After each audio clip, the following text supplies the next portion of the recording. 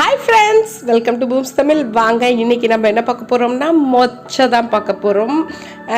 மொச்சை ஃப்ரை பார்க்க போறோம். இது ரொம்ப கிறிஸ்பியாவும் டேஸ்டியாவும் வீட்லயே சூப்பரா ரெடி பண்ணலாம். இது ஆல்ரெடி நிறைய பேருக்கு தெரிஞ்சிருக்கலாம். தெரிஞ்சிருந்தாலுமே இதில் வந்து ஒவ்வொரு ஸ்டேஜ், அதாவது இதோட தோல் எடுக்கிறது, அதுக்கப்புறம் இது வந்து பிதுக்கி இந்த மேல் தோலை மட்டும் எடுக்கிறது, அதுக்கப்புறம் பொரிக்கிறது அப்படிங்கிற ஒவ்வொரு ஸ்டெப்லேயும் வந்து நான் ஒரு டிப்ஸ் சொல்லியிருக்கேன். இது தெரிஞ்சவங்களுக்காக இருந்தால் கூட இதில் வந்து இந்த டிப்ஸஸ் வந்து ரொம்ப யூஸ்ஃபுல்லாக இருக்கும். அவசியமாக இந்த வீடியோவை ஸ்கிப் பண்ணாமல் பாருங்கள். நான் எல்லா வீடியோலையும் ஸ்கிப் பண்ணாமல் பாருங்கங்கிறத நான் சொல்கிறதில்ல. இந்த வீடியோ உங்களுக்கு நீங்கள் ஸ்கிப் பண்ணாமல் பார்த்தீங்கன்னா உங்களுக்கு ரொம்ப யூஸ்ஃபுல்லாக இருக்கும். அதுக்கு முன்னாடி நம்ம சேனலை இதான் தாட்டி பார்க்குறதா இருந்தால் மறக்காமல் சப்ஸ்கிரைப் பண்ணிக்கோங்க. பக்கத்தில் இருக்க பெல் ஐக்கானை ப்ரெஸ் பண்ணிக்கோங்க. இந்த வீடியோவை ஃபுல்லாக பார்த்துட்டு வீடியோ பிடிச்சிருந்தா மறக்காமல் லைக் பண்ணுங்கள்.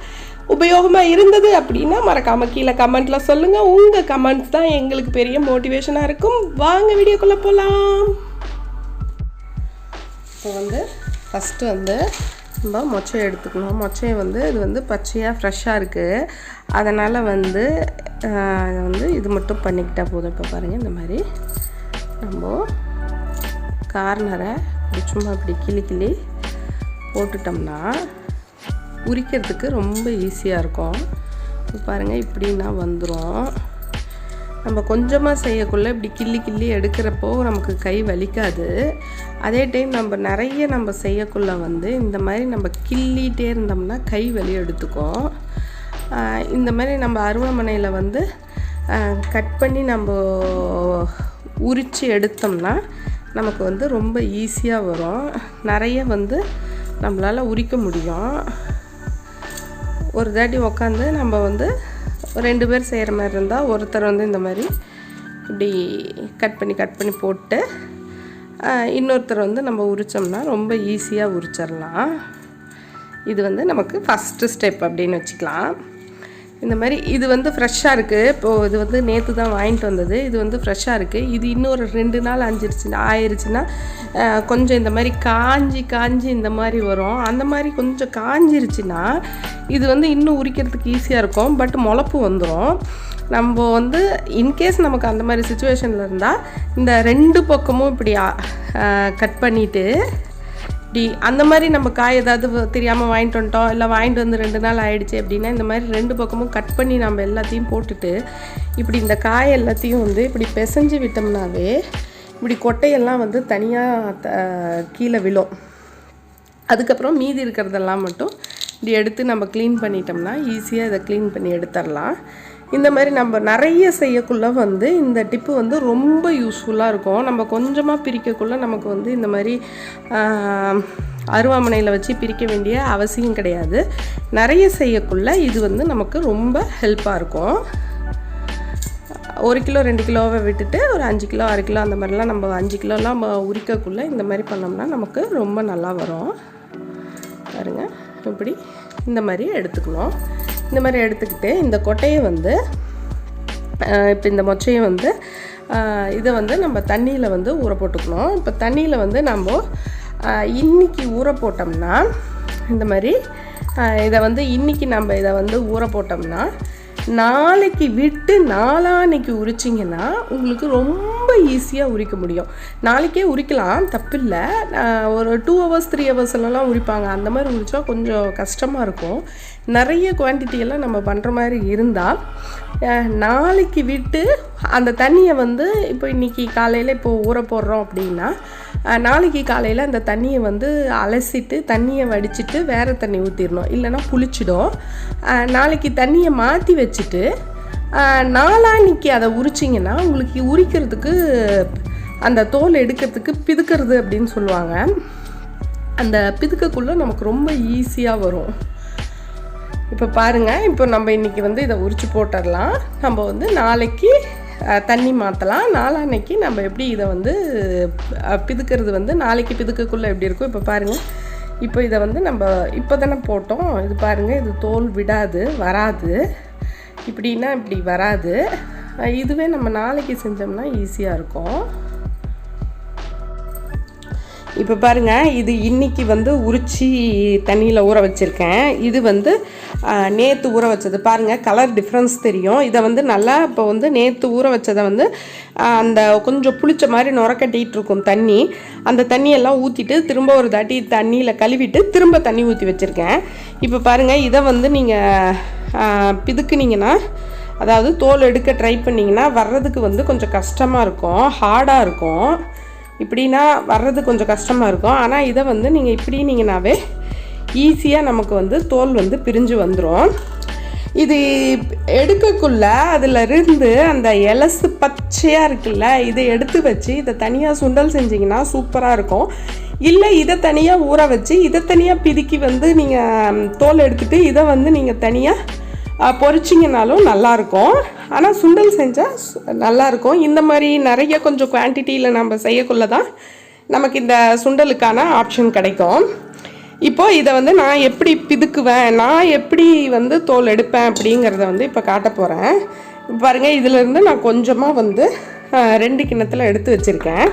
ஒரு பெரிய கிண்ணத்தை வச்சுக்கிட்டேன். நான் வந்து 2 கையிலையும் செய்வேன், அதனால் வந்து நான் இப்படி வச்சுக்கிறேன். பிகினர்ஸாக இருந்தால் இப்படி வந்து ஒரு கையில் வந்து நெகத்தில் வந்து இப்படி கிள்ளி விட்டுட்டு இப்படினீங்கன்னா வந்துடும். அந்த ஜாயிண்ட் இருக்குல்ல, அந்த ஜாயிண்ட்டுக்கிட்ட இப்படி எடுத்து விட்டுட்டு இப்படினீங்கன்னா அந்த தோலை வந்து ஒரு திருகணும். இப்படி கிள்ளி விட்டுட்டு இப்படி அந்த தோலை திருகுனிங்கன்னா அந்த கொட்டை வந்து தனியாக வந்துடும். அப்புறம் இன்னொரு விஷயம், நம்ம வந்து ஆரம்பிக்கக்குள்ளே வந்து கை வந்து நல்லா வந்து ஒரு தாட்டி சுத்தமாக வந்து எண்ணெய் பிசுக்கு அந்த மாதிரிலாம் எதுவுமே கையில் இல்லாமல் பார்த்துக்கோங்க. அப்போ வந்து உங்களுக்கு வழுக்காமல் இருக்கும். இப்போ இதில் வந்து கொஞ்சம் எடுத்து வச்சுருக்கேன் அப்படின்னு சொன்னல. இப்போ பாருங்கள், அதில் வந்து கொஞ்சம் தண்ணியும் இருக்குது. தண்ணி இருக்கிற மாதிரி தான் எடுத்து வச்சுருக்கேன். இந்த மாதிரி நம்ம கொஞ்சம் தண்ணியோடு வச்சுருந்தோம்னா நமக்கு வந்து இப்படி செய்கிறதுக்கு ரொம்ப ஈஸியாக இருக்கும். 2 கையில் பண்ணக்குள்ளே வந்து நீங்கள் வந்து இப்படி 2 கிண்ணத்தில் சின்ன கிண்ணத்தில் வந்து சைடில் வச்சுக்கிட்டு சென்டரில் வந்து ஒரு பெரிய கிண்ணத்தில் வச்சுக்கிட்டிங்கன்னா இப்படி டக்குன்னு இப்படி நீங்கள் வந்து எடுக்க முடியும். ரொம்ப ஈஸியாக வரும். கொஞ்சம் கை வந்து ஈரம் நல்லா கொஞ்சம் ஊறிடுச்சுன்னா கை இன்னும் கொஞ்சம் நல்லா ஃபாஸ்ட்டாகவே பண்ண முடியும். பாருங்க, இப்படி தான் பண்ணணும். பாருங்க, இப்படி கையை வந்து இப்படி வச்சுக்கிட்டிங்கன்னா இப்படி அந்த கை நம்ம கைக்குள்ளேயே பட்டு உள்ளே விழுந்துடும். இப்போ இது வந்து பாருங்கள், இப்படிங்கக்குள்ளே நம்ம கைக்குள்ளே விழுந்து உள்ளே நம்ம கிண்ணத்தில் போடுற மாதிரி வரும். அந்த ஜாயிண்ட் வந்து நம்ம வந்து கரெக்டாக வச்சு அப்படி ப்ரெஸ் பண்ணோம்னாவே ஈஸியாக நமக்கு டக்குன்னு வந்துடும். இந்த மாதிரி நம்ம எல்லாமே நம்ம தோலை எடுத்துட்டு இதை வந்து இப்போ இப்படி ஈரத்தோடு பண்ணக்குள்ளே இந்த மாதிரி தண்ணி இருக்கும். இதை வந்து ஈரமெல்லாம் போகிற மாதிரி நல்லா ஒரு காட்டன் கிளாத்தில் நம்ம ஆற விட்டுட்டு நம்ம பொரிக்கலாம். பொரிக்கிறதுலேயும் ஒரு சின்ன 2-3 டிப்ஸ் இருக்குது. அந்த மாதிரி நம்ம பொரிக்கக்குள்ளே வந்து ரொம்ப கிறிஸ்பியாகவும் கிடைக்கும். சிலருக்கு வந்து இது கொஞ்சம் கடக்கு முடக்குன்னு போயிடும். அந்த மாதிரிலாம் போகாமல் நல்லா கிறிஸ்பியாகவும் கிடைக்கும்.